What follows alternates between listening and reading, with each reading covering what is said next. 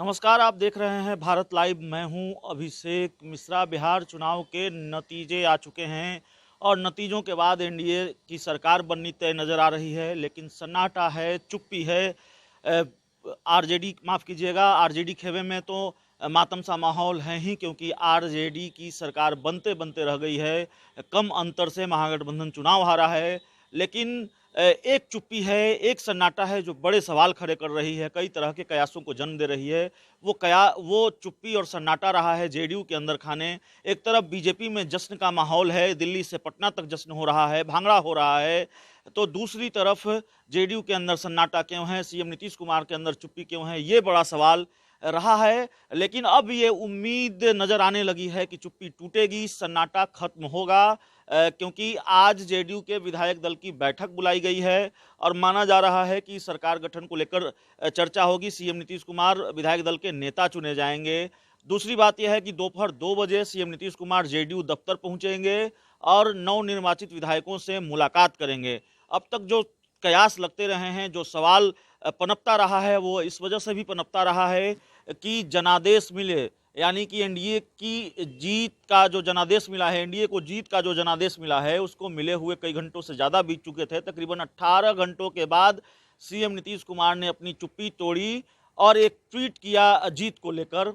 CM Nitish Kumar media के सामने नहीं आए। लोक जनशक्ति पार्टी जैसी पार्टी जो चुनाव हार गई, सिर्फ एक सीट मिली, उसके सुप्रीमो चिराग पासवान ने प्रेस कॉन्फ्रेंस किया। तो सवाल ये था, बीजेपी ने भी प्रेस कॉन्फ्रेंस किया, तो सवाल ये था कि नीतीश कुमार जीतने के बाद भी, या फिर एनडीए को जो जीत मिली है उस पर चुप क्यों है, जबकि उनका मुख्यमंत्री बनना अब तय है। पार्टी का कोई बड़ा नेता जेडीयू दफ्तर नहीं पहुंच रहा है, मुख्यमंत्री नीतीश कुमार जेडीयू दफ्तर नहीं पहुंच रहे हैं, तो ये बड़ा सवाल था। उम्मीद है कि चुप्पी टूटेगी, सन्नाटा खत्म होगा और बिहार में एनडीए की सरकार बनेगी। लेकिन सवाल क्या क्या रहे हैं जिनके जवाब का इंतजार बिहार कर रहा है, वो हम आपको बता देते हैं।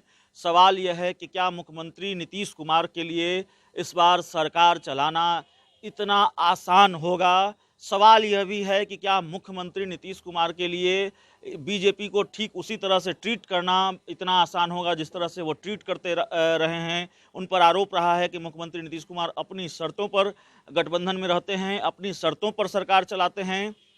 तो क्या यह सब कुछ मुख्यमंत्री नीतीश कुमार के लिए आसान होगा। 125 सीटों के सहारे, 122 जादुई आंकड़ा है और 125 यानी 3 सीटें ज़्यादा हैं जिस पर सरकार टिकी होगी। सवाल यह है कि क्या यह सरकार 5 साल चल पाएगी। एक कयास यह भी लगे कि मुख्यमंत्री नीतीश कुमार, चूँकि उनकी सीटें बीजेपी से तकरीबन आधी हैं, इसलिए वो खुद मुख्यमंत्री नहीं बनना चाहेंगे। मुख्यमंत्री नीतीश कुमार के कभी करीबी रहे पवन वर्मा, जो राज्यसभा सांसद रहे हैं, हालांकि उनको जेडीयू से निकाल दिया गया था सीए एनआरसी को लेकर, जब उन्होंने कई बयान दिए तो उन्होंने कहा कि एक इंटरव्यू के दौरान कि मुख्यमंत्री नीतीश कुमार को मुख्यमंत्री बनने से पहले एक बार फिर सोचना चाहिए, सीएम पद स्वीकार करने से पहले एक बार फिर सोचना चाहिए।